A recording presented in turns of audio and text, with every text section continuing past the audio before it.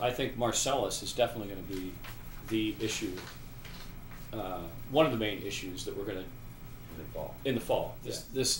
The severance tax. Why should these companies pay a tax above and beyond what any other company in operating in Pennsylvania pays? Maybe we need to close the Delaware loophole for all companies that are operating in Pennsylvania.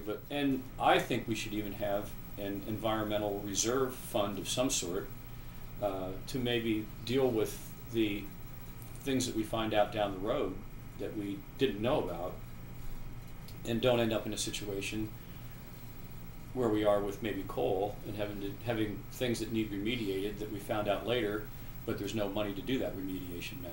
Because I have municipalities that are within the 84th district that have a pretty good number of holes poked in the ground, but their municipal governments, their township supervisors, have not only been unable to convince me of any impacts, they've come flat out and said they don't really have any impacts resulting from the development, other than their roads are in better shape than they were before the gas industry got there.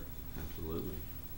But water protection is definitely, I believe, to be the issue that concerns most people that are up here in Marcellus. Is going up at the township level because the royalty checks in some cases have started to roll in, and or the lease payments went into the calculations of income tax and or property improvements and things. Yeah. And I think that the Williamsport Housing Authority, for example, could apply to not the Environmental Impact Fund, but just the Marcellus Impact Fund, in a very simple form. That we have plenty of other, Penvest takes care of many of other grant programs that we have, or some other agency that's already established, give them criteria, and so the Williamsport Housing Authority comes in and they can easily document, that they've got more families that are in the low mid-income level that need housing than did before, directly related to rents going up from Marcellus, and they can build some more low mid-income housing.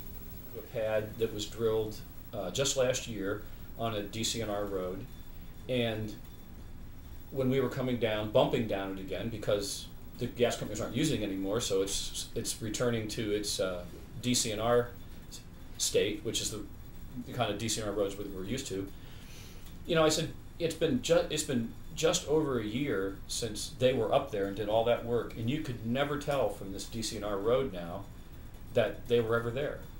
Any need that you can directly identify that's caused by Marcellus that you can make that case for, I think that that's a Marcellus impact.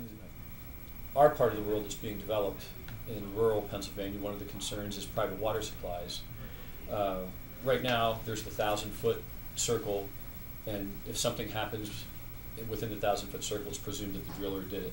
I'd like to change that to 4,000 feet, and I'd also like to require within that 4,000-foot, it's a radius, that the companies are required to do pre-testing of water. And I think what we'll see is an omnibus Marcellus regulatory upgrade bill that will address a lot of the water issues